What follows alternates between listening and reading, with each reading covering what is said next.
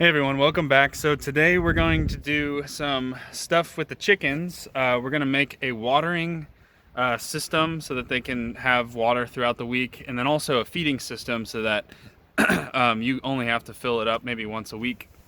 I want to do this so that it's sort of a low touch system, and it allows us to maybe service them once or twice a week and not have to come out every single day.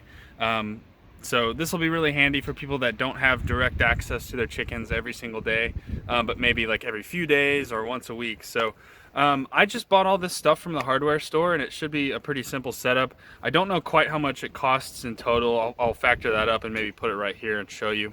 But I'm going to go ahead and show you some of the items that we're going to use to build the watering system, and then after the watering system, I'm going to show you the feeding system.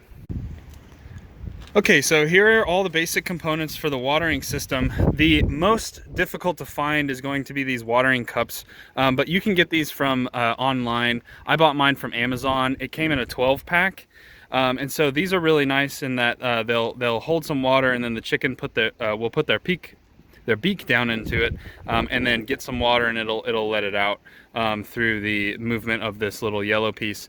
So this is sort of the main component, but there's a lot more to this. We're going to start off with 1/4 inch inner diameter vinyl tubing. This is actually going to be the conduit for all of the water throughout the system. The water is going to be contained in a 5-gallon bucket. You could do a food grade bucket, but I just got a typical bucket from Lowe's, and I did get a cover, and that's really important so that the water doesn't spoil or get bugs in it, and that sort of thing. You're going to need a power drill. You're going to need some various drill bits. I think I ended up going with 3/8 inch maybe.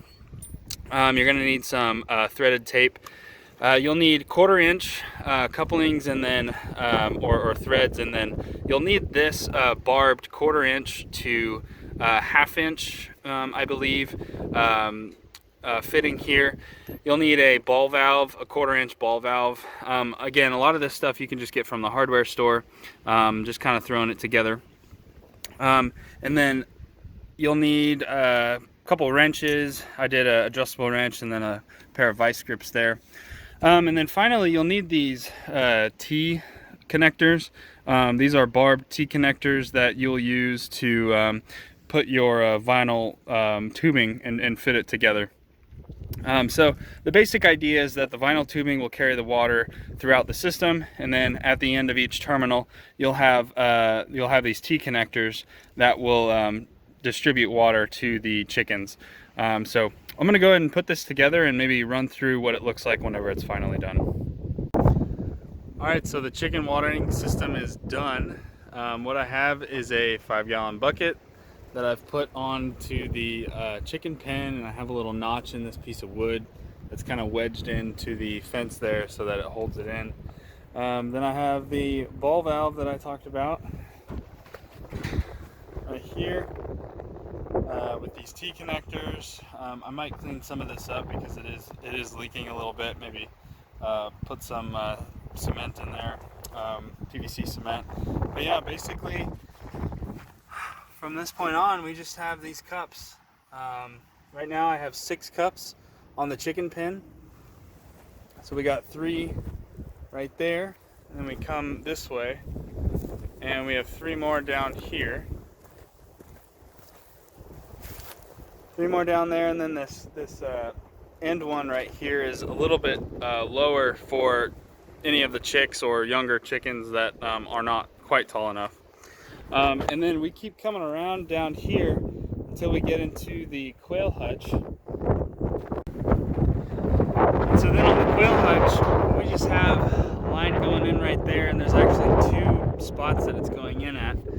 So if we go on into the quail hutch here, we'll see that we have 2 cups, and I just drilled a hole. I drilled 2 holes through the quail hutch. So right now it's completely sealed, and so we just need to actuate the little peg in there, and we should start seeing some water flow through. And there we go.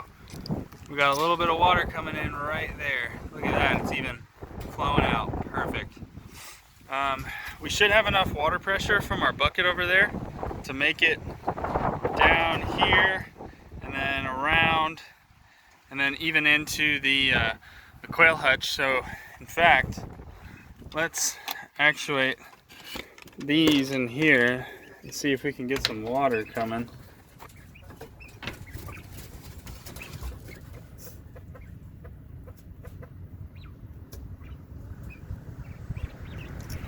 And there we go, we got a little bit of dribble.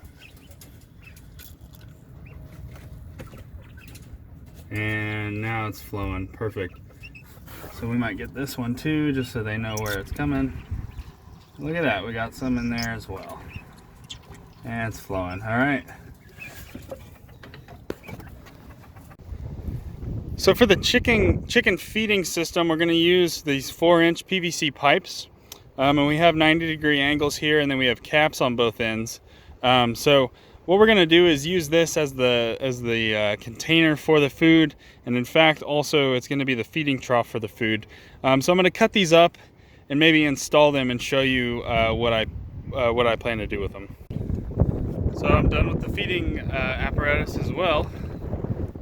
Basically it's just this pipe that I put through the paneling here, and it goes down, and I drilled 2.5-inch holes for the chickens to eat it from.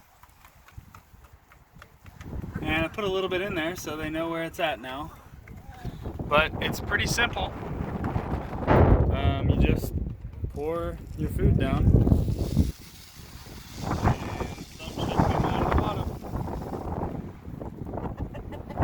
And the really cool thing is that you could fill this up all the way to the top, and as they're eating, it'll continue to flow out. So it's pretty hands-off.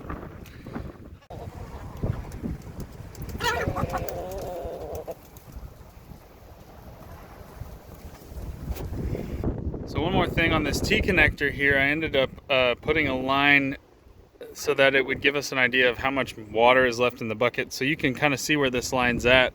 It's completely full with where the bucket's at, and then it's just open right here. I also added this plug here. It's sort of a screw-on, but I got it from an old 55-gallon plastic drum. But this is where you would fill up the water, and then you just put the plug, back on like that. And if you ever need to turn the water off, you could do that if you need to fix something in the line. Otherwise, we'll just leave it open. Or if maybe it's gonna freeze, maybe you can drain the line, that sort of deal. So anyways, that is all for today. Thanks for watching.